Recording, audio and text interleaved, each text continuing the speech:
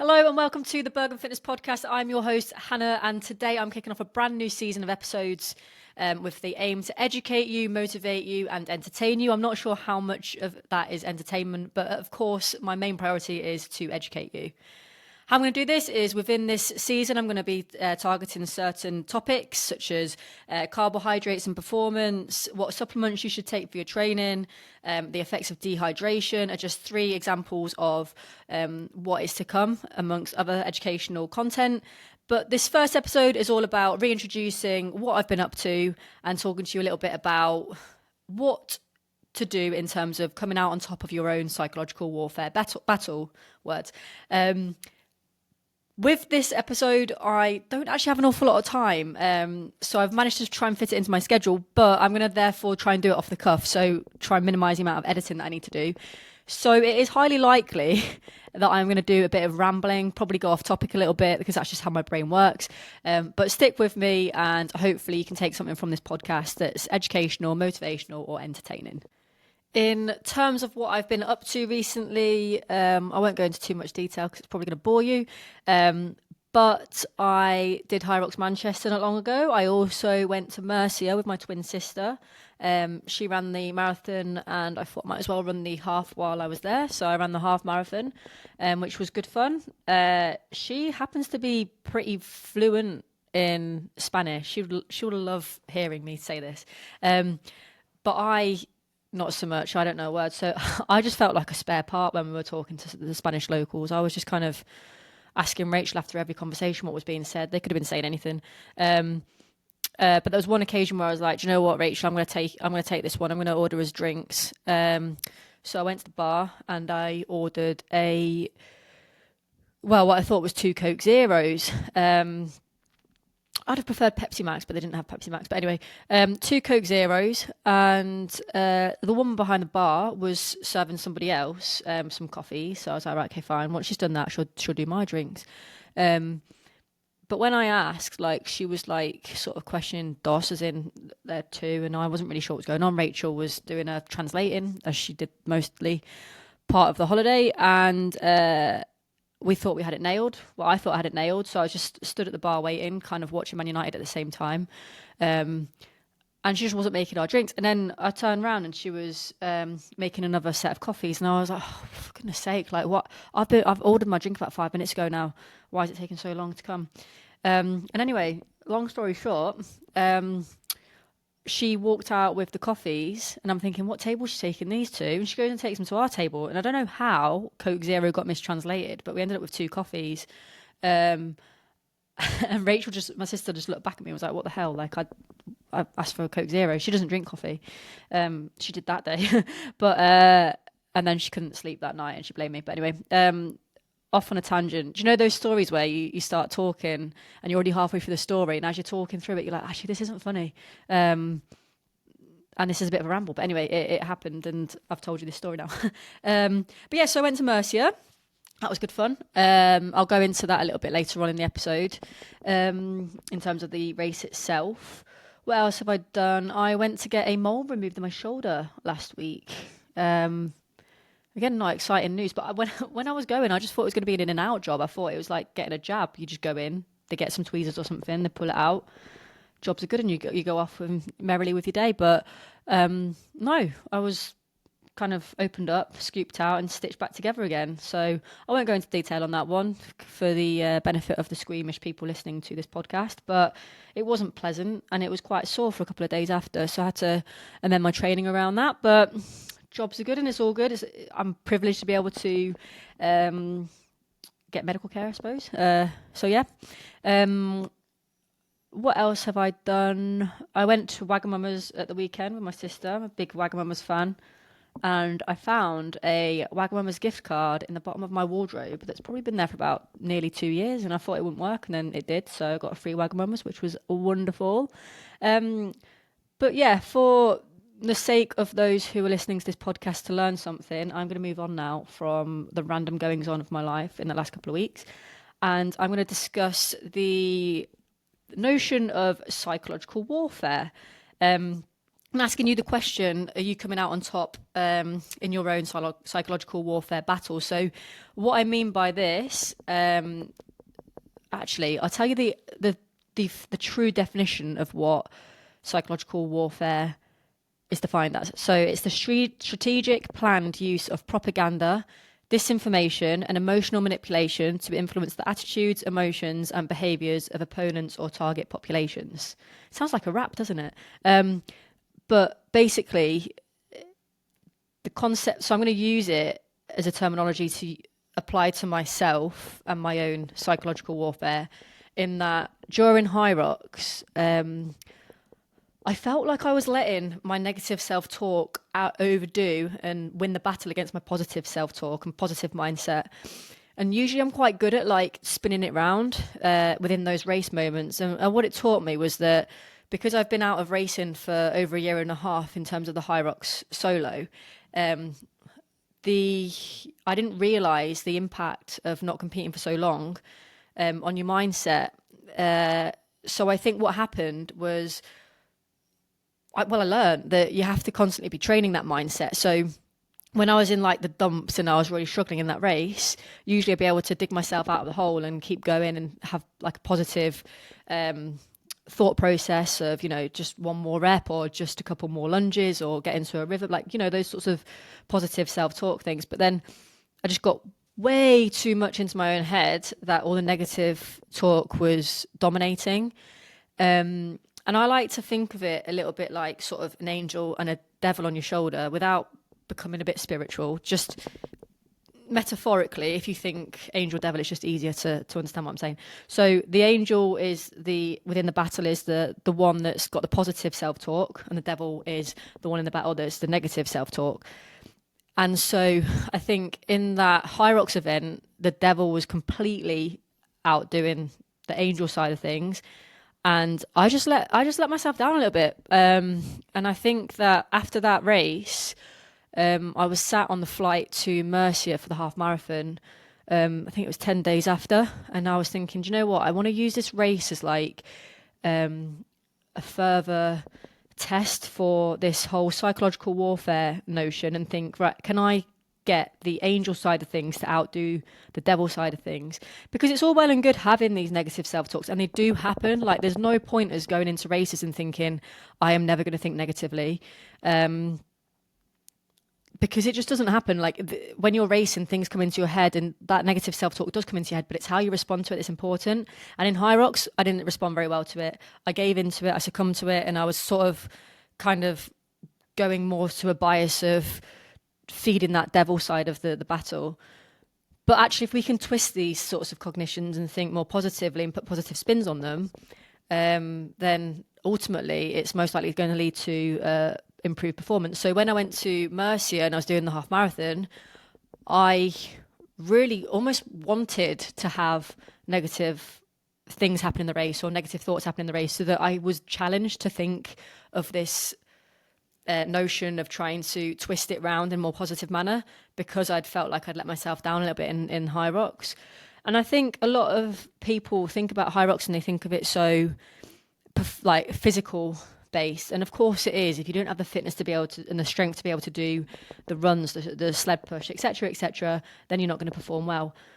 But also, I think people don't appreciate that this mindset sorts of thing needs constant retraining and training and learning, as well as the physical side of things. And I think obviously being out for over a year and a half, I took that for granted, because I don't remember the time where I was last not competing for that long time. So I've never actually been faced with having to get back into competing from a mindset point of view, like having been out for that long, if that makes sense. So I've never had to kind of retrain it, because it's always been built on, because I've always had something in the pipeline to race. So that was something that I wanted to do, to just briefly discuss on today's podcast. And I kind of invite you to think about your own performances and think about, if you were to think of like as an angel and a devil, or if you want to think of it however works for you, but think of like the positive side and the negative side, what was more prominent. And it might even benefit you to write down some of the cognitions that you have while you're doing these things. So was the negative self-talk stuff like, oh, you're rubbish at this, or oh, what's the point in you carrying on here because you're not going to get your target time, things like that. Might be worth downloading that down and like thinking about what you can say on the contrary of, in that example, for example, you could be like, yeah, I might not be getting the time that I wanted, but I want to finish this knowing that I did the best that I could and knowing that I still pushed for as best a time that I could on the day. So it's sort of thinking about things in that way. For me, I think it becomes a bit dangerous to compare to other people. So I feel like a lot of people's negative self-talk can come from comparisons with other people in their races or people in their running clubs. If we're talking about running races that are running faster than them, etc., etc. You don't really know what people's performance is going to be like on the day. Like some people, I mean, you probably know it yourself. I know it for me. Some days you just feel like you're invincible and you're flying. Other days, not so much. But in comparing to other people, it's really quite dangerous because then you can never be satisfied with your own performance, even if you did something incredible, because you're too busy thinking about what somebody else did. And I've matured as like a competitor in this because I used to always race wanting to beat people, which is good, but like to a degree, if you can use it to get a good result. But I was using it in a way where I was getting too focused on them and I was kind of detracting from my own strategies. And it was more actually after the race when I was comparing to people and thinking, God, they've done better than me. Like, that's so frustrating, and getting wound up about it. And I've been going to sort of therapy to try and help myself with this because I do have like a massive like fear of failure in comparison to others. And I'm not going to go into too much detail because I don't have to, but that notion of like not feeling good enough and like comparing to other people, I've been working on that myself. And I think when I went into doing High Rocks Manchester, because it had, like I'd already said, it's been like over a year and a half, and I've been having some therapy. I thought that I had it all under control, and I thought, right, I'm a changed person now. I'm just going to focus on me. I'm going to do the race for me and not focus on anybody else. And I think I finished that race really, really disappointed because it highlighted to me that I'm still not completely transformed from that point of view. Because I went into it thinking like that I wasn't going to compare to anyone. And then that is exactly what I did when I was racing, when I was after the racing, when I was looking at results.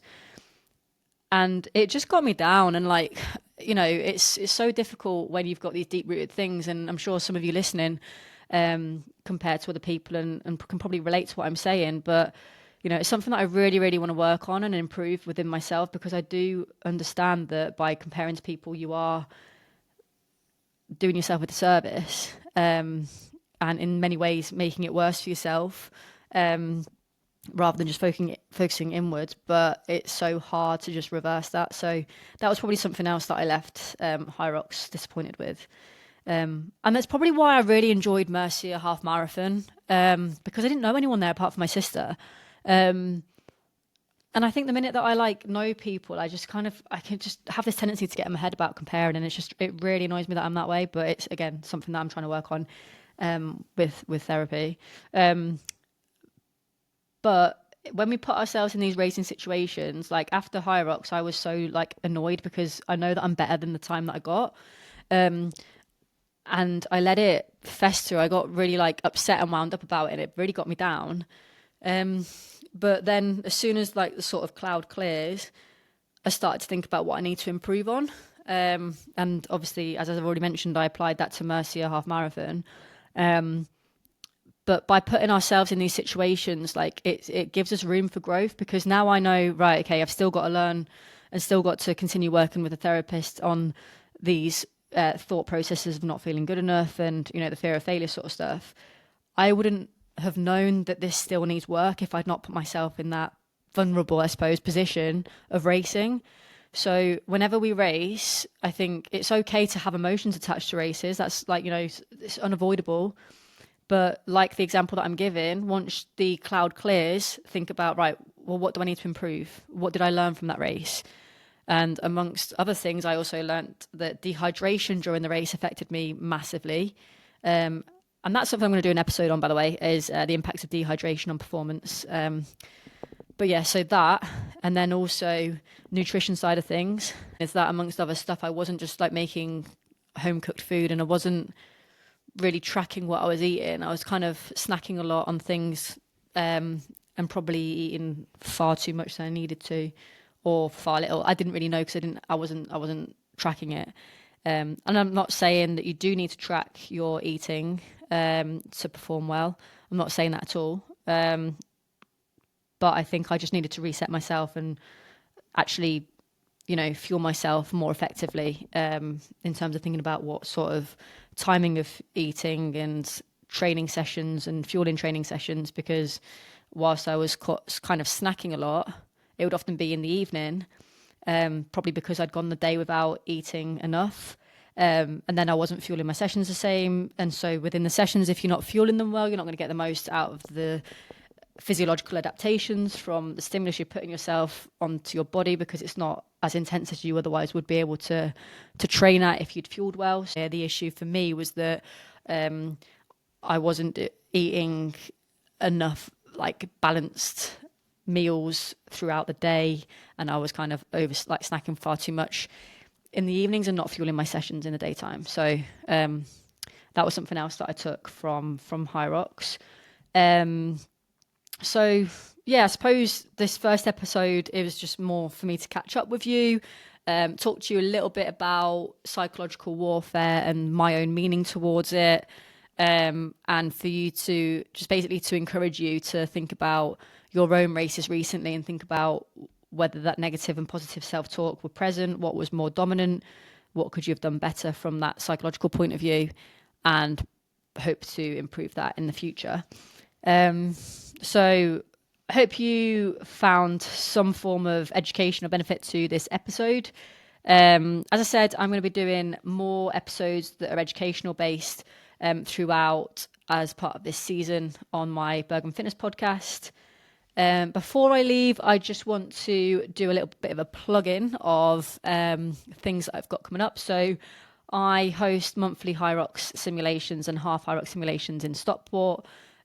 So visit my website to see all the upcoming dates for that. That's monthly. I also host private simulations if you want your timing splits as well as coaching during your simulation.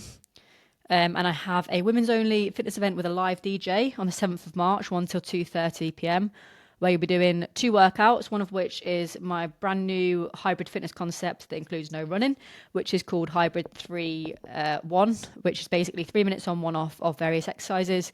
So you can see the details about that on my website. Within that event as well, there's going to be a live Q&A where you can ask me anything you want, and it's going to be good fun. So yeah, I suppose that brings us to the end of the episode. I hope you enjoyed listening.